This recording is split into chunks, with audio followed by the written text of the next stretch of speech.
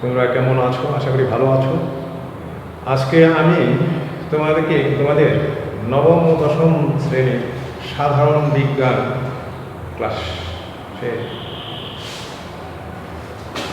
চতুর্দশ অধ্যায় নিয়ে আলোচনা করব। চতুর্দশ অধ্যায়ের মধ্যে জীবন বাঁচাতে বিজ্ঞান, অর্থাৎ আমাদের এই বিজ্ঞানের যুগে আমাদের এই বিজ্ঞানকে কাজে লাগিয়ে নিজেদেরকে সুস্থ রাখার জন্য আমরা প্রথমে যে কাজটা করবো সেটা হলো প্রথমে আমাদের শরীরের মধ্যে কোনো রোগ আছে কিনা সেটা নির্ণয় করার চেষ্টা।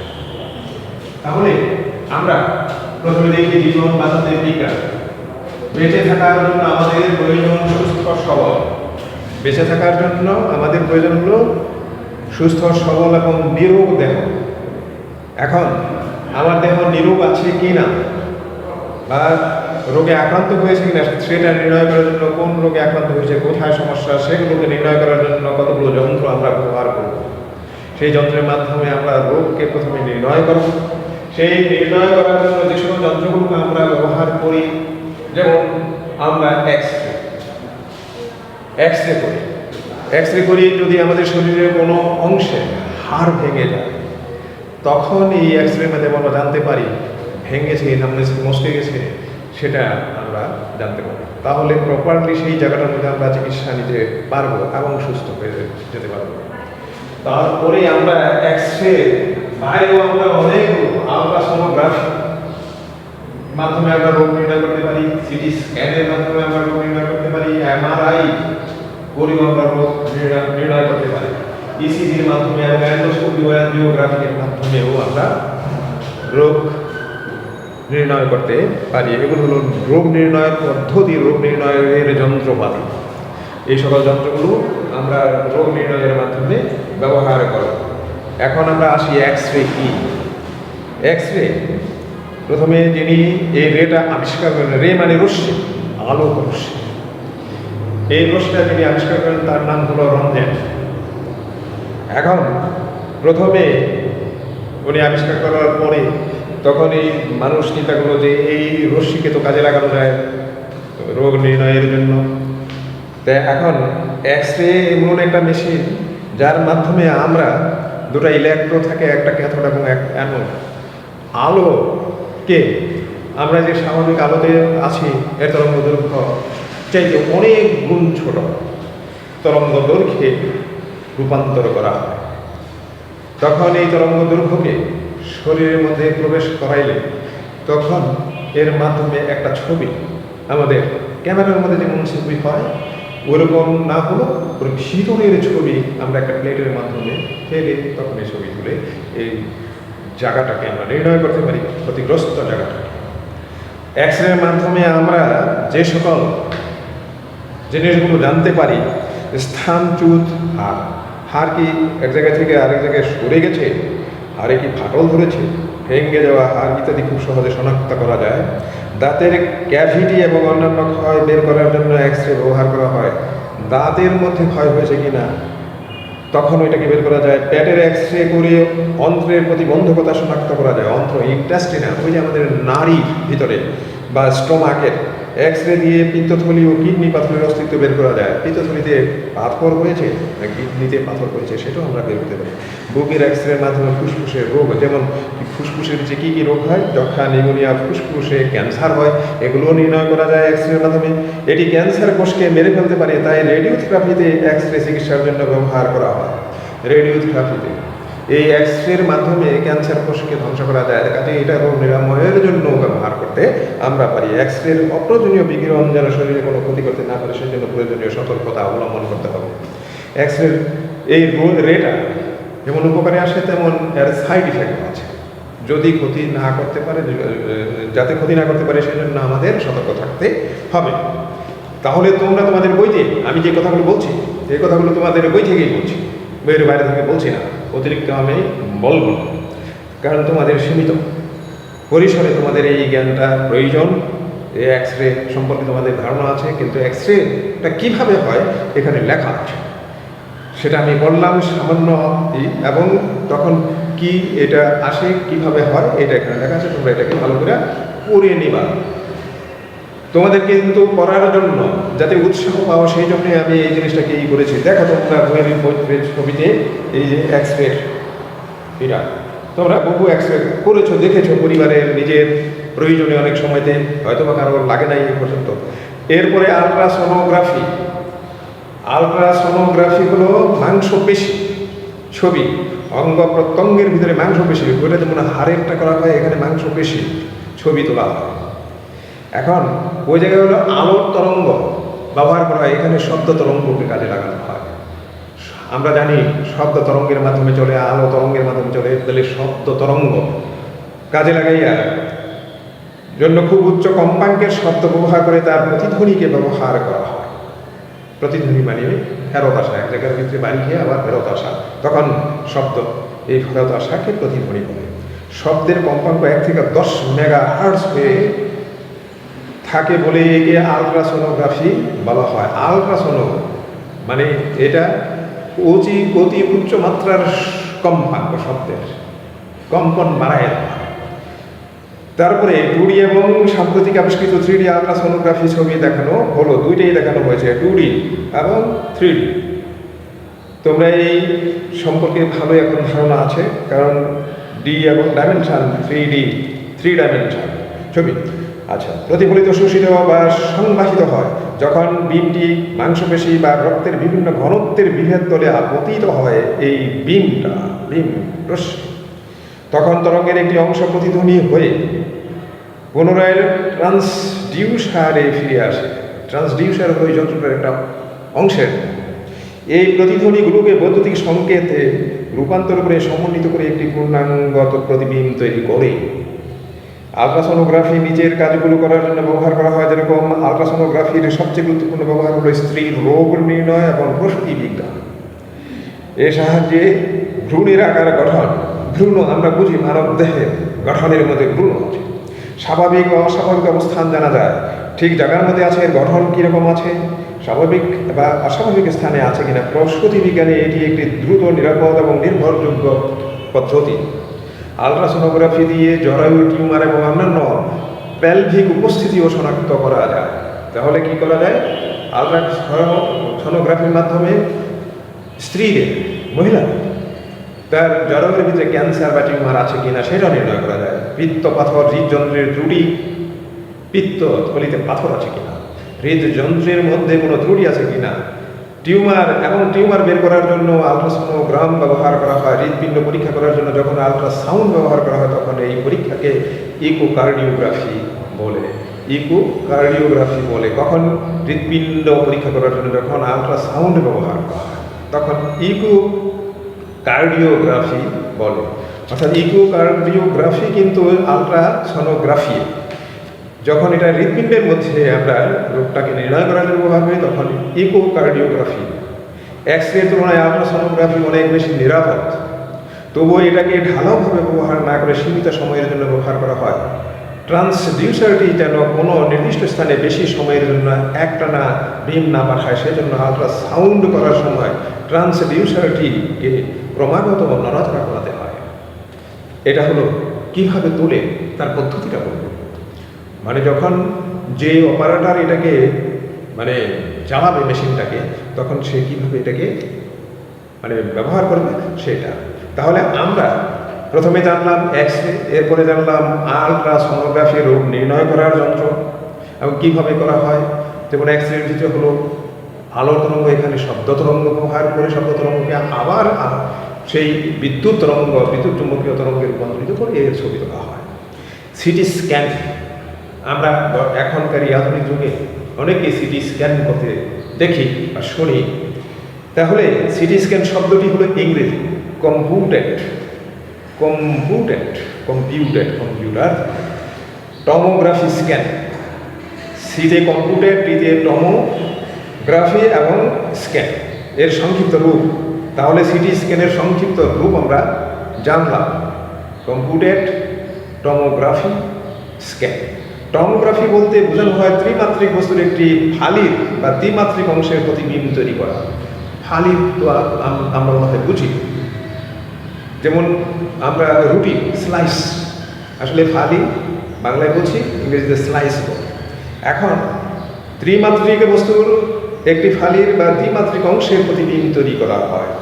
আমার এখানে কিন্তু এই জিনিসটাকে তুমি ত্রিমাত্রিক ধরতে পারো। তোমার সামনে বরাবর একটা, আর এদিকে একটা, এদিকে একটা ডাইমেনশন, এইটা ত্রিমাত্রিক।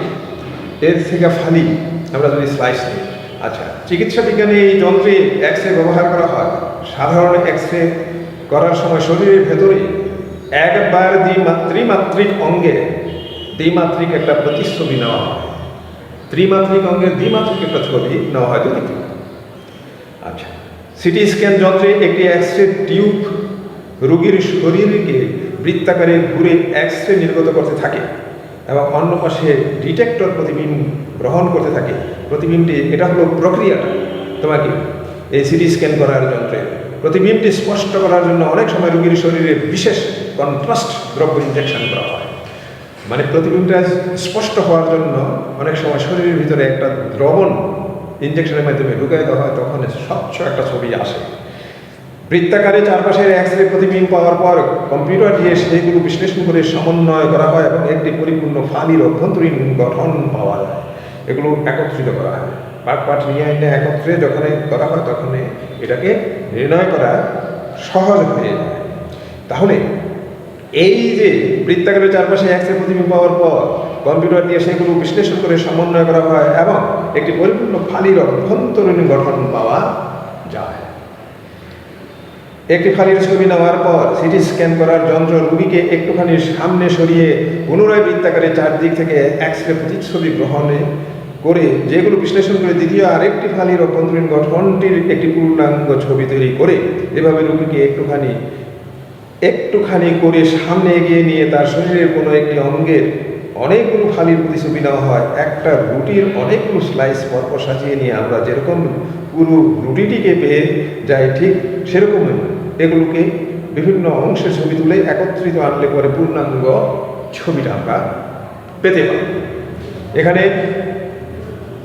এটার মাধ্যমে সিটি স্ক্যান যন্ত্রটা এখানে দেখানো হয়েছে, এইভাবে দেওয়া হয়, এরকম ভাবে করা হয়।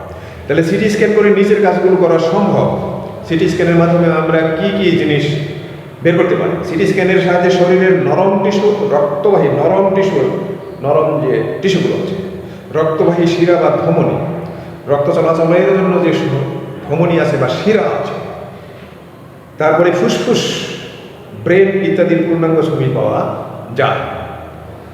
যকৃৎ, ফুসফুস এবং অগ্নাশয়ের ক্যান্সার শনাক্ত করার কাজে সিটি স্ক্যান ব্যবহার করা হয়। এই কার যকৃতের ক্যান্সার, ফুসফুসের ক্যান্সার বা অগ্নাশয়ের ক্যান্সার করার জন্য সিটি স্ক্যান করা হয়। সিটি স্ক্যানের প্রতিবিম্ব টিউমারকে শনাক্ত করতে পারে। সিটি স্ক্যানের প্রতিবিম্ব টিউমারকে শনাক্ত করতে পারে, টিউমারের আকার ও অবস্থান সম্পর্কে বলতে পারে এবং টিউমারের আশপাশের টিস্যুকে কী পরিমাণ আক্রান্ত করেছে সেটিও জানিয়ে দিতে পারে। সিটি স্ক্যানে করে নিজের কাজগুলো করা সম্ভব। প্রশ্নের ভিতরে তোমাকে যদি বলা হয় কি কি কাজ করা সম্ভব সিটি স্ক্যানের মাধ্যমে বা কোন রোগ নির্ণয় করা যায়, কোন রোগে কোন অংশে শরীরে লিখো, তখন এইগুলোকে তোমাদের সুন্দর করে লিখে দিতে হবে। একবার বা দুইবার তুমি যদি রিডিং করো আর একবার যদি লিখো, তাহলে তোমার এটা আয়ত্তে আসবে, নিয়ন্ত্রণে আসবে। জানার জন্য তোমাদের যাতে আগ্রহ জাগে, কারণ এই জন্য এখানে আমি বইটাকে ভালো করে পড়াই দিচ্ছি। তোমরা আগ্রহের সাথে পড়বা, দুইবার পড়বা, একবার লিখবা, বাস, তখন তোমার এগুলো ধারাবাহিকভাবে তুমি লিখতে পারবা। কারণ তোমার জানা প্রয়োজন, সেই জানাটাকে সুন্দর মতন বুঝায় আর ধারাবাহিকভাবে সাজায় রাখার জন্য লিখে রাখতে হবে। তাই লিখার অভ্যাস রাখতে হবে। মাথার সিটি স্ক্যানের সাহায্যে মস্তিষ্কের ভেতর কোনো ধরনের রক্তপাত হয়েছে কিনা, ধমনী ফুলে গেছে কিনা, কিংবা কোনো টিউমার আছে কিনা সেটি বলে দেওয়া যায়। শরীরে রক্ত সঞ্চালনের সমস্যা আছে কিনা সেটিও সিটি স্ক্যান করে জানা যায়। সতর্ক থাকতে হবে সিটি স্ক্যানের সময়। সিটি স্ক্যান করার জন্য তোমাকে যদি প্রশ্ন করা হয় যে কী সতর্ক থাকতে হবে, তার মানে তাহলে এই রেটার ক্ষতি আছে। তাহলে সিটি স্ক্যান করার জন্য যেহেতু এক্স রে ব্যবহার করা হয়, তাই গর্ভবতী নারীদের সিটি স্ক্যান করা হয় না। ছবির কন্ট্রাস্ট বাড়ানোর জন্য যে রং ব্যবহার করা হয় সেটি কারো শরীরে অ্যালার্জির জন্ম দিতে পারে বলে সেটি ব্যবহার করার আগে সতর্ক থাকতে হবে। এরপরে আসো আমরা সিটি স্ক্যান সম্পর্কে জানলাম, কোন কোন রোগ নির্ণয় করা হয় এবং কাদের মধ্যে এই সিটি স্ক্যান করা যাবে না সেটাও আমরা জানলাম। এখন আমরা এমআরআইয়ের পূর্ণাঙ্গ রূপটা হলো ম্যাগনেটিক চুম্বকীয় resonance imaging. Magnetic resonance imaging. মানুষের শরীরে প্রায় 70% পানি, তা তো আমরা জানি নাকি? আমরা অবশ্যই পড়েছি প্রথম দিক থেকে, প্রথম অধ্যায়ের ভিতরে, যার অর্থ মানুষের শরীরে প্রায় সব অঙ্গ প্রত্যঙ্গে পানি থাকে, অর্থাৎ শরীরের সব অংশেই সব জায়গায় পানি থাকে। পানির প্রতিটি অণুতে থাকে হাইড্রোজেন এবং হাইড্রোজেনের নিউক্লিয়াস হচ্ছে প্রোটন। পানির অণুতে হাইড্রোজেন আছে, হাইড্রোজেনের নিউক্লিয়াস হচ্ছে প্রোটন। শক্তিশালী চৌম্বক ক্ষেত্রে প্রয়োগ করলে প্রোটনগুলো চৌম্বক ক্ষেত্রের দিকে সারিবদ্ধ হয়ে যায়। শক্তিশালী চৌম্বক ক্ষেত্র যদি এখানে চৌম্বক ক্ষেত্র অর্থাৎ একটা চুম্বক তুমি যদি রাখো তাহলে একটা নির্দিষ্ট এরিয়া পর্যন্ত সে আকর্ষণ বা বিকর্ষণ করতে পারে। যেই ক্ষেত্র জড়িয়ে সে আকর্ষণ বা বিকর্ষণ করতে পারে সেটাই হলো চৌম্বক ক্ষেত্র। চুম্বকে তাহলে একটা চৌম্বক ক্ষেত্র, শক্তিশালী চৌম্বক ক্ষেত্র প্রয়োগ করলে প্রোটনগুলো চৌম্বক ক্ষেত্রের দিকে সারিবদ্ধ হয়ে যায়, অর্থাৎ লাইন ভাবে দাঁড়িয়ে যায়। ওই যে পানির অণু থেকে যে হাইড্রোজেনের প্রোটনগুলো পাবো, শরীরে যে পানি আছে সেই পানির মধ্যে যে হাইড্রোজেনের যে পরমাণুটা আছে সেই পরমাণুগুলো প্রোটন, কারণ নিউক্লিয়াসটাই হলো প্রোটন দ্বারা গঠিত, সেই প্রোটনগুলো সারিবদ্ধে লাইনে দাঁড়িয়ে যায়। এটা করা হয় একটা চৌম্বক এর মাধ্যমে, চৌম্বক ক্ষেত্র প্রয়োগ করা হয়, সারিবদ্ধ হয়ে যায়। তখন নির্দিষ্ট একটি কম্পনের বিদ্যুৎ চৌম্বকীয় তরঙ্গ পাঠানো হলে নির্দিষ্ট কম্পনের বিদ্যুৎ চৌম্বকীয় ইলেকট্রোম্যাগনেটিক ওয়েভ তরঙ্গ, ম্যাগনেটিক চৌম্বক এবং বিদ্যুৎ, তাহলে বিদ্যুৎ চৌম্বকীয় তরঙ্গ পাঠানো হলে এই প্রোটনগুলো সেই তরঙ্গ থেকে শক্তি গ্রহণ করে তাদের দিক পরিবর্তন করে এবং প্রক্রিয়াটিকে বলে নিউক্লিয়ার ম্যাগনেটিক রেজোন্যান্স। তখন নিউক্লিয়ার ম্যাগনেটিক রেজোন্যান্স হয়ে যায়। ম্যাগনেটিক রেজোন্যান্স থেকে নিউক্লিয়ারে পরিণত হয়ে গেল। পদার্থবিজ্ঞানের এই চমকপ্রদ ঘটনাটির উপর ভিত্তি করে ম্যাগনেটিক রেজোন্যান্স ইমেজিং বা এমআরআই তৈরি করা হয়েছে। MRI, magnetic resonance imaging, magnetic resonance imaging, MRI তৈরি করা হয়েছে। মজার জিনিস, পদার্থবিজ্ঞানের থেকে এই জিনিসগুলো নেওয়া হয়েছে, কারণ আলোক রশ্মির যত খেলাধুলা, শব্দ তরঙ্গের যত খেলাধুলা আছে সেই সমস্ত জিনিস পদার্থ বিজ্ঞানের মধ্যে ভালো করে লেখা রয়েছে। বিজ্ঞানের ছাত্ররা এটাকে ভালো করে জানে। তবে তোমরা শুধু এইখানে বইতে যেটুকু লিখেছে এইটুকুই তোমরা জানলেই চলবে, এটুকুই তোমরা বোঝার চেষ্টা করো। আমি সেই কথাটা এখানে ক্লিয়ার করি। এমআরআই যন্ত্রটি দেখতে সিটি স্ক্যান যন্ত্রের মতো, কিন্তু এর কার্যপ্রণালী সম্পূর্ণ ভিন্ন। সিটি স্ক্যানের যন্ত্র আর এমআরআই যন্ত্র দেখতে অনেকটা একরকম, কিন্তু কার্যপ্রণালী ভিন্ন আছে। ওই যে আগের পৃষ্ঠায় যন্ত্রটা এরকম, এটা অনেকটা ওরকমই দেখতে, কিন্তু কার্যপ্রণালী ভিন্ন। আচ্ছা, সিটি স্ক্যান যন্ত্রে এক্স রে পাঠিয়ে প্রতিচ্ছবি নেওয়া হয়, এক্স রেই পাঠানো হয়, প্রতিচ্ছবি নেওয়া হয়। এমআরআই যন্ত্রে একজন রোগীকে অনেক শক্তিশালী চৌম্বক ক্ষেত্রে রেখে তার শরীরে রেডিও ফ্রিকোয়েন্সি বিদ্যুৎ চৌম্বকীয় তরঙ্গ দেওয়া হয়। রেডিও ফ্রিকোয়েন্সি সম্পর্কে তোমাদের এখন ক্লিয়ার ধারণা আছে। তারপরে শরীরের পানির অণুর ভেতরকার হাইড্রোজেনের প্রোটন থেকে ফিরে আসা সংকেতকে কম্পিউটার দিয়ে বিশ্লেষণ করে শরীরের ভেতরকার অঙ্গ প্রত্যঙ্গের প্রতিবিম্ব তৈরি করা হয়। সিটি স্ক্যান দিয়ে যা কিছু করা সম্ভব এমআরআই দিয়েও সেগুলো করা সম্ভব। তবে এমআরআই দিয়ে শরীরের ভেতরকার কোমল টিস্যুর ভেতরকার পার্থক্যগুলো ভালো করে বোঝা সম্ভব। সিটি স্ক্যান করতে 5 থেকে 10 মিনিটের বেশি সময়ের দরকার হয় না, সেই তুলনায় এমআরআই করতে একটু বেশি সময় নেয়। সিটি স্ক্যান এক্স রে ব্যবহার করা হয় বলে যত কমই হোক তেজস্ক্রিয়তার একটু ঝুঁকি থাকে, এমআরআইয়ে সেই ঝুঁকি নেই। আচ্ছা, শরীরের ভেতরে কোনো ধাতব কিছু থাকলে, যেমন পেসমেকার, এমআরআই করা যায় না, কারণ এর আরএফ তরঙ্গ ধাতুকে উত্তপ্ত করে বিপজ্জনক পরিস্থিতি তৈরি করতে পারে। অর্থাৎ যাদের পেসমেকার ভিতরে বসানো আছে তাদের জন্য এই পদ্ধতিটা ব্যবহার করা যাবে না রোগ নির্ণয়ের জন্য। এরপরে আমরা দেখো এক্স রে শিখলাম, সিটি স্ক্যান শিখলাম, তারপরে আলট্রাসোনোগ্রাফি শিখলাম, জানলাম আলট্রাসোনোগ্রাফি কীভাবে করা হয়, কোন ভাবে করা হয় এবং কি নির্ণয় করা হয় সেটা আমরা জানলাম। ইসিজি আমরা পরিচিত, অতি পরিচিত ইসিজি। ইসিজি মধ্যে এরকম একটা প্রিন্ট আসে, এইটা আমাদের হার্টের অবস্থা নির্ণয় করা হয় হার্ট ইসিজির মাধ্যমে। তো এই ইসিজির এই যে ইসিজি মেশিনে এইভাবে প্রিন্ট হয়ে বের হয়ে আসে হার্টের অ্যাকচুয়ালি অবস্থাটা কী আমাদের। তো এই ইসিজি হলো ইলেকট্রোকার্ডিওগ্রাম। ইলেকট্রোকার্ডিওগ্রাম শব্দের সংক্ষিপ্ত রূপ। ইসিজির পূর্ণটা নামটা হলো ইলেকট্রোকার্ডিওগ্রাম। ইসিজি করে মানুষের হৃৎপিণ্ডের বৈদ্যুতিক এবং পেশিজনিত কাজকর্মগুলো পর্যবেক্ষণ করা যায়। আমরা জানি বাইরের কোনো উদ্দীপনা ছাড়াই হৃৎপিণ্ড ক্ষুদ্র বৈদ্যুতিক সংকেত তৈরি করে এবং এই সংকেত পেশির ভেতর ছড়িয়ে পড়ে, যার কারণে হৃদস্পন্দন হয়। ইসিজি যন্ত্র ব্যবহার করে আমরা হৃৎপিণ্ডের এই বৈদ্যুতিক সংকেতগুলো শনাক্ত করতে পারি। তাহলে আমরা ইসিজি ব্যবহার করতে আমরা এগোতে পারবো এবং সেখানে কি নির্ণয় করবো, হৃৎপিণ্ডের যেসব অস্বাভাবিক স্পন্দন অর্থাৎ স্পন্দনের হার বেশি বা কম হলে, হার্ট অ্যাটাক হয়ে থাকলে, হৃৎপিণ্ডের আকার বড় হয়ে থাকলে এগুলো নির্ণয় করা যায় ইসিজির মাধ্যমে। ইসিজি মেশিনটি অত্যন্ত সহজ সরল মেশিন। এটি ব্যবহার করে শরীরের ভেতরকার হৃৎপিণ্ডের অবস্থার অনেক গুরুত্বপূর্ণ তথ্য পাওয়া যায়। অর্থাৎ ইসিজির মাধ্যমে আমরা হৃৎপিণ্ড হার্টের সম্পর্কে পরিপূর্ণ ধারণা নিতে পারি। হার্টের অবস্থা কি, সে দুর্বল বা তার আকৃতি, এগুলো আমরা জানতে পারি। তাহলে ইসিজি সম্পর্কে আমরা ধারণা পেলাম। এরপরে আসো অ্যান্ডোস্কোপি। অ্যান্ডোস্কোপি আসলে মানে এই অন্ত্রের ভিতর আমরা অ্যান্ডোস্কোপির মাধ্যমে বাইরে থেকে দেখতে পাই। স্টোমাকের অবস্থা দেখতে পারি। আমাদের একটা নলের মাধ্যমে মাথায় একটা বাল্ব জ্বালিয়ে দিয়ে তারপরে নাক দিয়ে গলা দিয়ে ঢুকিয়ে দিলে তখন আমরা পেটের অবস্থান কত স্থান নির্ণয় করতে পারি, বা অন্ত্রের ভিতরে কোনো ঘা আছে কিনা, কোনো কিছু কেটে গেছে কিনা বা ফেটে গেছে কিনা, ঘা হয়ে গেছে কিনা, সেগুলো নির্ণয় করা যায় অ্যান্ডোস্কোপির মাধ্যমে। তারপরে আমরা জেনে নেই তোমার বইতে কী লিখেছে, চিকিৎসার কারণে শরীরের ভেতরে কোনো অঙ্গ বা গহ্বরকে বাইরে থেকে সরাসরি দেখার প্রক্রিয়াটির নাম অ্যান্ডোস্কোপি। অ্যান্ডোস্কোপি যন্ত্র দিয়ে শরীরের ফাঁপা অঙ্গগুলোর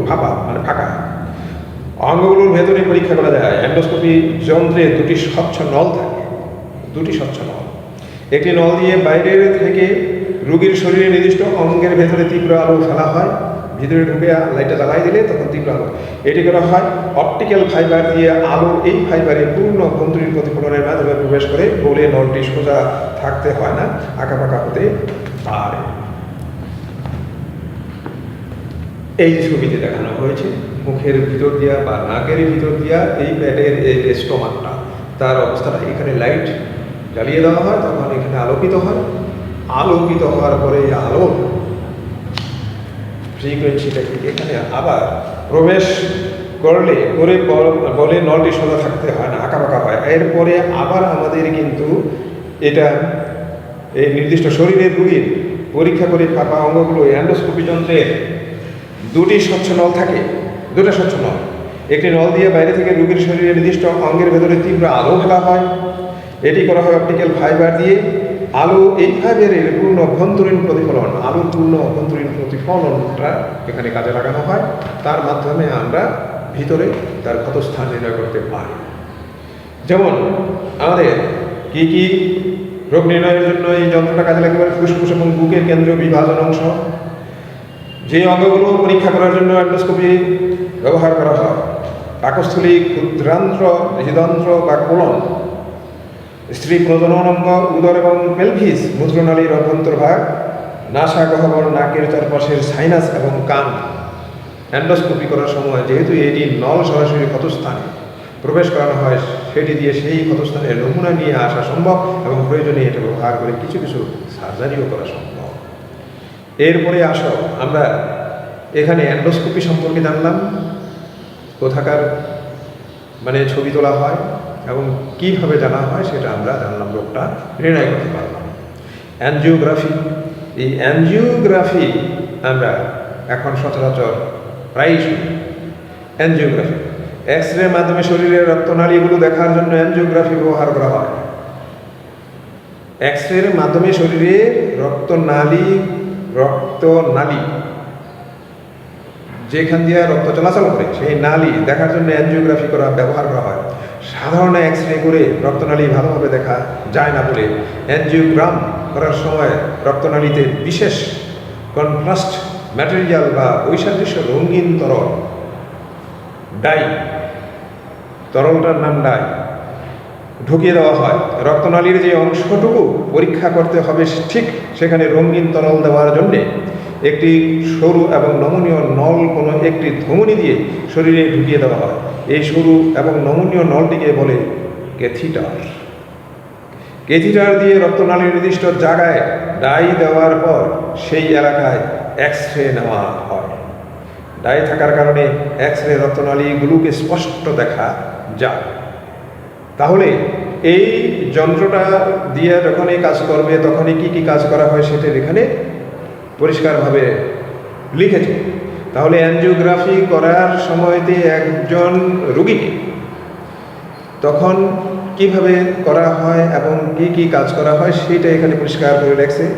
এবং কি রোগ নির্ণয়ের জন্য সাধারণত যেসব সমস্যা পরীক্ষা করার জন্য ডাক্তাররা অ্যাঞ্জিওগ্রাম করার পরামর্শ দেন সেগুলো হচ্ছে হৃৎপিণ্ডের বাইরের ধমনীতে, হৃৎপিণ্ডের বাইরের যে ধমনী, হৃৎপিণ্ডের ভিতরের বাইরের ধমনীতে ব্লক আছে কিনা, হলে রক্তনালী ব্লক হলে রক্তের স্বাভাবিক প্রবাহ হতে পারে না। হৃৎপিণ্ডে যথেষ্ট রক্ত সরবরাহ করা না হলে সেটি ঠিকভাবে কাজ করতে পারে না এবং হার্ট অ্যাটাকের আশঙ্কা বেড়ে যায়। তাহলে আমরা অ্যাঞ্জিওগ্রাফির মাধ্যমে এটাকে জানতে পারি। ধমনী প্রসারিত হলে কিডনির ধমনীর অবস্থাগুলো বোঝার জন্য শিরার কোনো সমস্যা হলে সিটি স্ক্যান কিংবা MRI করার সময় সকল পরীক্ষাগুলো শরীরের বাইরে থেকে করা হয়। অ্যাঞ্জিওগ্রাম করার সময় এটি ক্যাথিটার শরীরের ভেতরে রক্তনালীতে ঢুকানো হয় বলে কোনো রকম সার্জারি না করে তাৎক্ষণিকভাবে রক্তনালী ব্লকের চিকিৎসা করা সম্ভব। আচ্ছা, আশা করি তোমরা বুঝতে পেরেছো। আমি যে পর্যন্ত তোমাদেরকে বলেছি পুরো বইটাকে তোমরা পড়বা শেষ পর্যন্ত। রোগ নিরাময়ের জন্য বিজ্ঞানে কোন কোন জিনিসগুলো রেডিওথেরাপির মাধ্যমে, কেমোথেরাপির মাধ্যমে রোগকে নিরাময় করা যায় এবং আইসোটোপ ব্যবহার করেও এটা রোগের প্রতিকার করা সম্ভব। আশা করি তোমরা বইটাকে ভালো করে পড়বা।